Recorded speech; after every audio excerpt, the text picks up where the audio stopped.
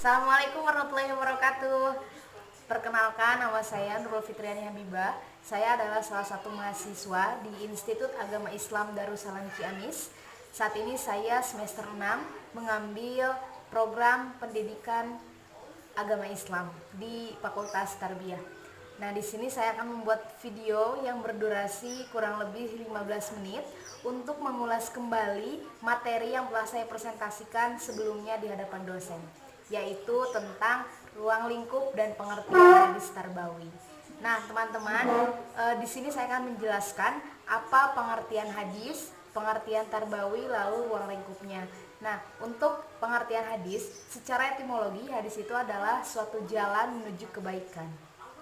Sedangkan secara terminologi, hadis adalah segala sesuatu yang disandarkan kepada Nabi Muhammad SAW, baik perilakunya, ucapannya, atau sifatnya dalam bentuk fisik. Nah, sedangkan Tarbawi sendiri berasal dari bahasa Arab, yaitu robba yurobi tarbiyah, yang artinya pendidikan, pengajaran, dan pemeliharaan. Nah, ini berkesinambungan sekali atau berhubungan sekali dengan mata kuliah yang saya ambil, karena saya mengambil jurusan pendidikan dan saya diajarkan salah satu disiplin ilmu hadis tarbawi. Nah, adapun ruang lingkup daripada hadis tarbawi itu ada 8. Yang pertama, peserta didik. Peserta didik itu adalah orang yang menerima ilmu dari pendidik dan merupakan salah satu komponen yang memang harus ada dalam proses belajar mengajar. Yang kedua, pendidik. Pendidik adalah orang yang memberikan ilmu kepada peserta didik, dalam arti guru, ustadz, kiai, dan lain sebagainya. Lalu yang ketiga, ada bahan ajar.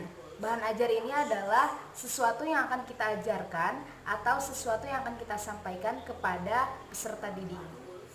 Lalu yang keempat, ada pelajaran pendidikan agama Islam.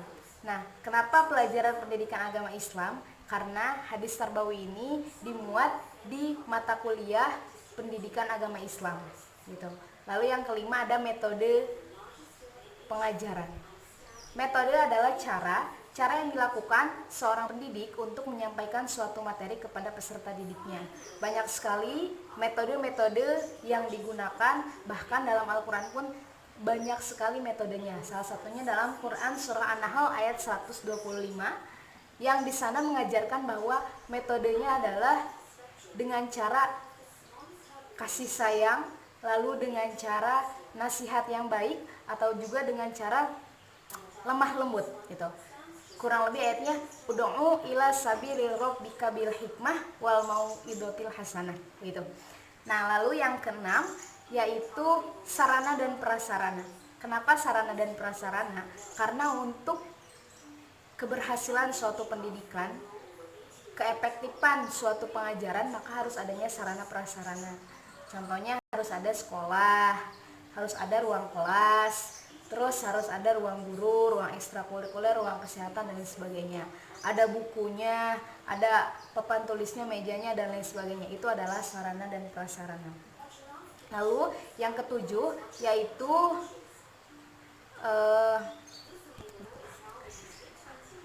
ada media. Media itu hampir sama dengan sarana dan prasarana. Media itu bisa berupa papan tulis, atau misalnya media visual atau audio visual, gitu ya. Karena sekarang memang teknologi sudah canggih, jadi kita tidak bisa hanya mengandalkan buku atau hanya mengandalkan sekedar papan tulis, tapi kita juga bisa mengkombinasikannya dengan audio visual atau audio saja. Nah, begitu. Lalu yang kedelapan, ruang lingkupnya adalah evaluasi. Nah, ini penting sekali diadakan karena untuk mengukur sejauh mana kemampuan peserta didik terhadap apa yang telah kita ajarkan, adanya evaluasi. Nah, evaluasi ini berupa-rupa macamnya. Bisa dari pretest, posttest, dan lain sebagainya. Contoh pretest adalah ketika misalnya kita atau seorang pendidik mengajar di kelas 7 SMP, maka pretest yang kita berikan sebelum materi yang kita berikan, kita mengulas dulu materi-materi terakhir di kelas 6-nya seperti apa. Itu. Lalu ada juga posttest. Posttest ini adalah pertanyaan-pertanyaan yang diberikan ketika kita selesai menyampaikan materi. Contoh, kita menyampaikan materi tentang pengertian sholat, maka di akhir kita juga memberikan pertanyaan yang sama gitu. Bisa juga berupa ujian tengah semester, ujian kenaikan kelas, atau ujian-ujian yang lainnya. Nah, itu adalah ruang lingkup daripada hadis tarbawi. Saya ulangi, yang pertama, ruang lingkupnya adalah peserta didik. Peserta didik dikatakan juga sebagai murid. Murid ini adalah orang yang memang menerima ilmu dari pendidik. Yang kedua adalah pendidik, guru, ustadz, kiai, dan lain sebagainya yang memberikan ilmu. Nah, itu mungkin selebihnya kenapa kita penting mempelajari disiplin ilmu hadis tarbawi? Karena untuk menjadi seorang guru tentunya kita harus memiliki bekal yang mumpuni supaya kita bisa menjadi guru yang profesional gitu. Nah, di dalam hadis pun dimuat yang menjadi role model hadis sendiri adalah Nabi Muhammad SAW.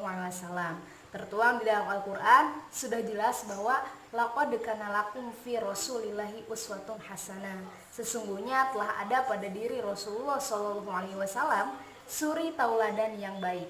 Nah, tentu ini menjadi role model bagi kita selaku guru yang mempelajari hadis tarbawi. Ditegaskan pula di dalam hadis, innamal bu'itsu liutamima makarimal akhlak. Sesungguhnya Rasulullah itu diutus ke dunia untuk menyempurnakan akhlak. Jadi jelas yang menjadi panutan para pendidik adalah Rasulullah SAW. Bagaimana Rasulullah SAW memberikan pengajaran, memberikan suatu ilmu kepada para sahabatnya, tentu dengan berbagai metode yang memang patut kita contoh dan kita tiru. Begitu. Lalu selanjutnya tadi saya jelaskan bahwa banyak sekali metode-metode yang dapat digunakan oleh pendidik selain daripada metode ceramah, metode diskusi dan lain sebagainya. Di dalam Al-Quran tadi dijelaskan ya, ud'u ila rabbika sabil hikmah wal mau'izatil hasanah. Begitu. Mungkin itu dari saya. Mudah-mudahan bermanfaat. Semoga dapat menambah wawasan khususnya bagi saya, umumnya bagi semua yang mendengarkan. Khudmah sofa wa damak hadar. Wassalamualaikum warahmatullahi wabarakatuh.